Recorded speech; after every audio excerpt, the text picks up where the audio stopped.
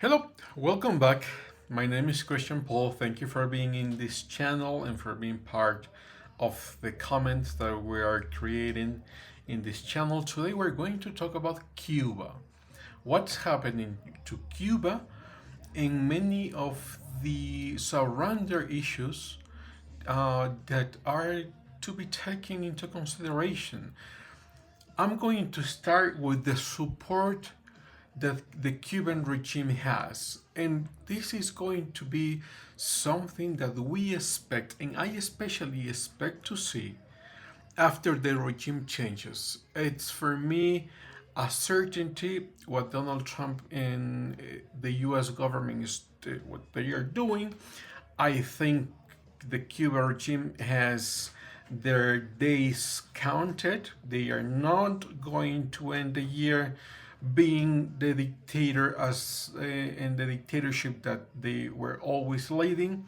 I think that's going to change. But one thing that I'm certain that's going to happen is that hundreds of students and hundreds of people are going to come out of in the streets shouting in favor of Cuba, shouting in favor not of Cuba, shouting in favor of the dictator Diaz-Canel and the family around the Castro dynasty.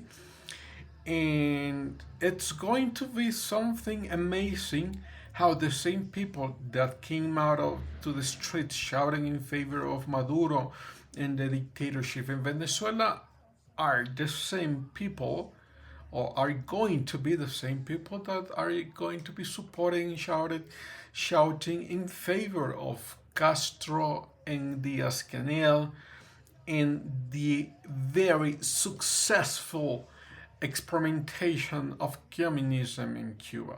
That's going to be very interesting. But let me tell you what's going on and what many people have been saying, and it's a certainty somehow now. This support that this regime has, especially in the youngsters and especially in the university students, does not come out of a vacuum, does not come out of a very well studied and moral background of what Cuba is.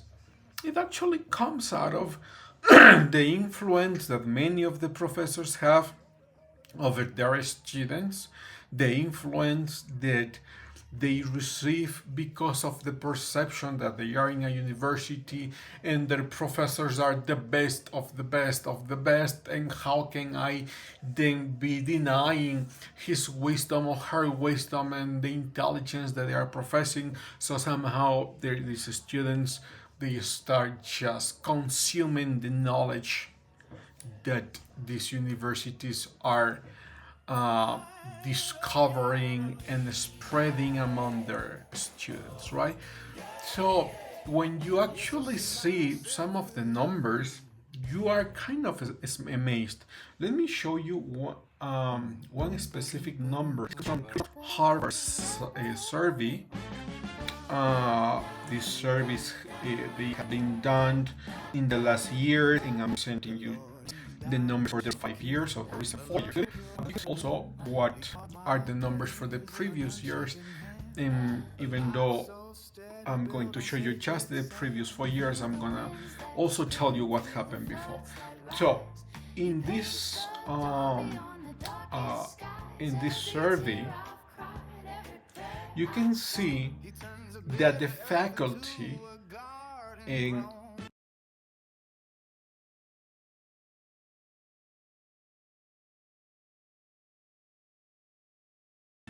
I'm trying to find if they actually says that it comes out of the social sciences and humanities. I'm not so sure if it says here, but I read it in the Crescent survey results that these are the numbers for the faculty in humanities and social sciences. And if you see in 2022, 37 of the faculty, that's a lot, 37 of the faculty professed and said that they were related and or they approved or they were very liberal. 45 were somewhat liberal. If you sum this up, this is amazing. It's 82% of people being from the left. And 40%, because if you consider 2020 and 2021 results, you can see that this percentage of very liberal is actually higher. And many of them, when they say very liberal, they are actually saying that they consider themselves Marxist, communist, and progressives with all the isms that entitles. That's amazing, and the numbers are amazing, which means on the one hand that these universities, they don't have the spectrum of ideologies or the spectrum of points of view, and obviously their students are going to think on the same way. That's one first result that we are going to see. And second, that these students, they are not critical thinkers as you could expect to be happening in one of the elite and prestigious universities in the world. No, they are coming out as very outspoken and I would say even militants of this progressive era. And that's why somehow you could see that in October 8th, 2023, just one day after this horrible Hamas attack against Israel, hundreds of people went to the streets, and they were not only Muslims. Hundreds of people, non-Muslim people and students went to the streets to celebrate the massacre that just happened in Israel. That's horrible. That's amazing. That's just the result of an indoctrination in the classes and indoctrination within these institutions. And that is something that I am expecting also to see when the regime finally ends, and most probably what's going to happen because of what they saw already with Maduro is they are going to leave. They're going to take all the hundreds of thousands of dollars that they have hidden, then they're going to take it probably to Russia, probably to one of these countries. But hundreds and hundreds of these indoctrinated students are going to cry out for Cuba and the Cuba regime. Now, why is it happening also in Latin America? Why do we have also in Latin America the same problem? And I would say that the hypothesis comes in two ways. The first way is that because many of our students, they go to the universities in the United States, they graduate there and they return and they themselves become professors in our universities and start professing and spreading all the ideas that they gather from these universities. And now those students are consuming these ideas because this teacher, obviously he knows because he graduated from this university. And now the Latin American students, especially the youngsters, are eating and consuming the same ideology. Now then they themselves are going to become, many of them or some of them, also teachers in high school and primary schools, and they're going to spread the same ideas. And somehow this cultural spreading of the progressive ideas are already being introduced in Latin America. So you see the same pattern of behavior. Not the students with a well-critical thinking development, no. You see students that they are just consuming the same ideas that they got from Europe, or the United States, which is, as I said, worrisome on one hand because they are not critical thinkers, but on the other hand also because ideas that go against morality are being introduced, and the culture and people are remaining quiet. Abortion laws are being approved, euthanasia laws are being approved, and people are being quiet. The majority, not all of them. There is though a conservative revolution that I think it's happening too. And if you see the numbers again here, it's also because of the influence in the international influence that we see in the United States. And if you see the numbers of somehow or somewhat conservatives in 2022, going from 1% to 9% in 2025, even though the numbers are relatively small, still small, but that's happening in the United States, and it's happening also in Latin America. You can see some groups, conservative groups, that they see the example of President Bukele, they see the example of President Milei. And not only that, we have amazing thinkers like Nicolas Marquez from Argentina. I'm actually going to show you one of the studies that he has about Cuba, and many other thinkers in our region, that there is also a revolution in the semi-youngsters, but this revolution, it's still small in number, it's still short in the impact, but we are seeing it, and we don't really know where this will end. President Trump only has 3 more years. Milei is probably going to be re-elected. The panorama in Latin America might change, but we don't know what could happen in the States and if we're going to have the support of that great country to actually clean this region of all these horrible and horrific ideas. So, coming back to Cuba, how was Cuba like? This is a study that I published in one of the most important journals in Latin America. The journal is called América Latina en la Historia Económica, and it's about the economic growth of the region in the 19th century. Let me just show you the numbers for Cuba. Cuba, in the year 1856, was the biggest sugar producer in the world. 25% of the sugar production came out of Cuba. Cuba was a very prosperous country. And you can say, oh, but before the revolution, they were living under a dictatorship. That's true. They were living under a dictatorship.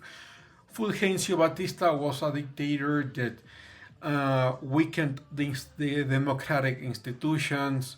He persecuted some journalists and persecuted some political opponents. That's true. But that doesn't justify a even worse dictatorship with Fidel Castro. And not only that, and that's why I mentioned Nicolas Marquez, in a book that he published some years ago about the Cuban Revolution, and especially about Che Guevara, and that's something very amazing, because you seeing all these marches and all these organization of groups coming to the streets and shouting, you see the t-shirt of Che Guevara, and they are using it very proudly, not knowing what he represented, and not knowing, probably not the things that he did in his second diary. Actually, he mentions how he was part of the execution of hundreds of people. He himself killed hundreds of people. And you can say they were criminals. No, no, no. They were not criminals. They were just people opposing the revolution, from journalists, businessmen, politicians. He was part of it. And there was a famous story that was a part of the known activities that Che Guevara had. And according to this version, a 12-year-old kid, he grabbed some milk powder from some store, he stole it, and he was grabbed by the regime, and he was sentenced to death. And then his mom actually got to talk to Che Guevara, asking him to pardon him and to have mercy upon her child. Che Guevara called the boy.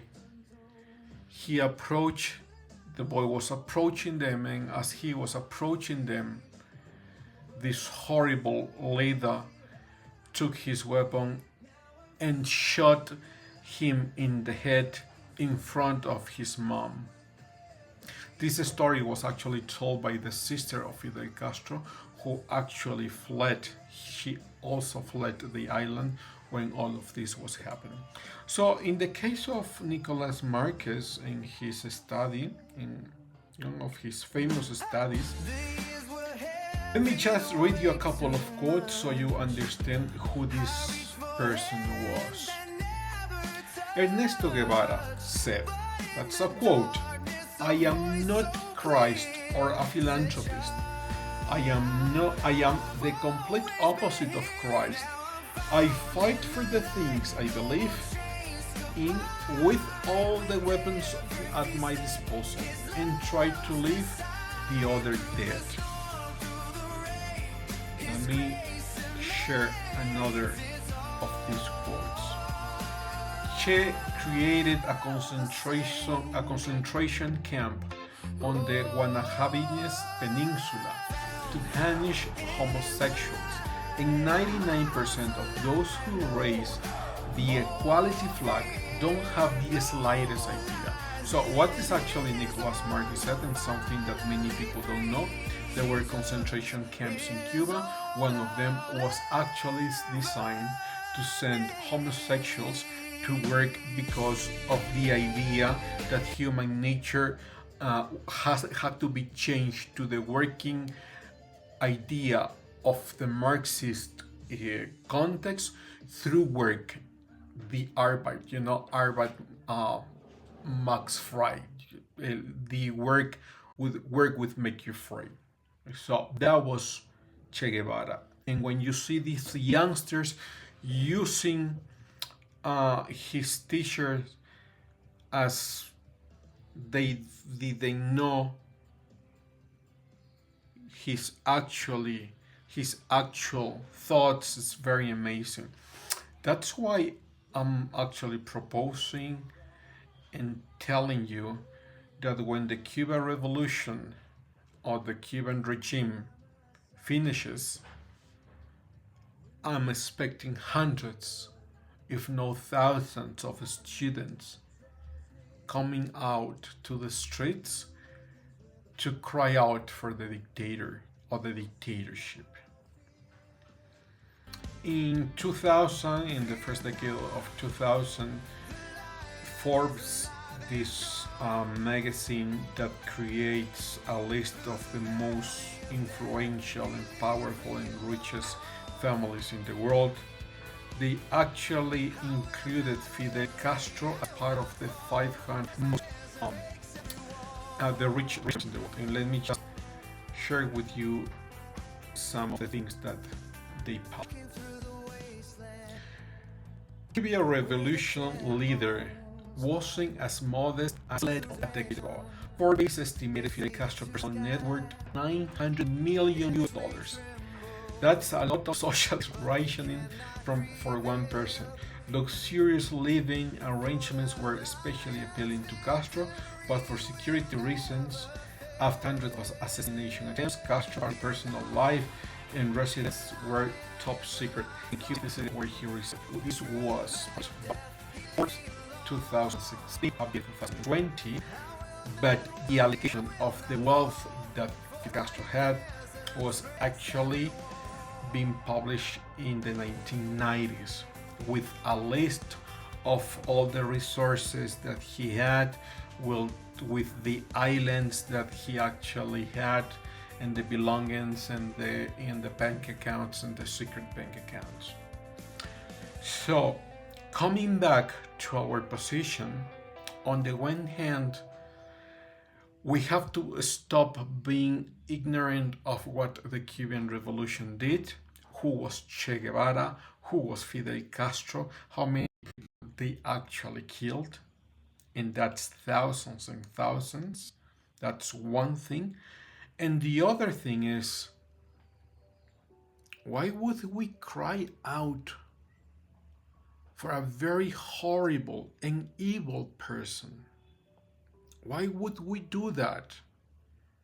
I would say on the one hand, it's because our soul is lost.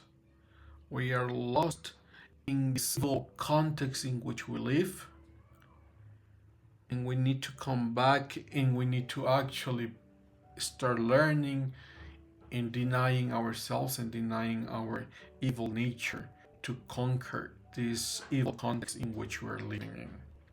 So that's for me for today. Thank you for following this channel, and I'll see you next time.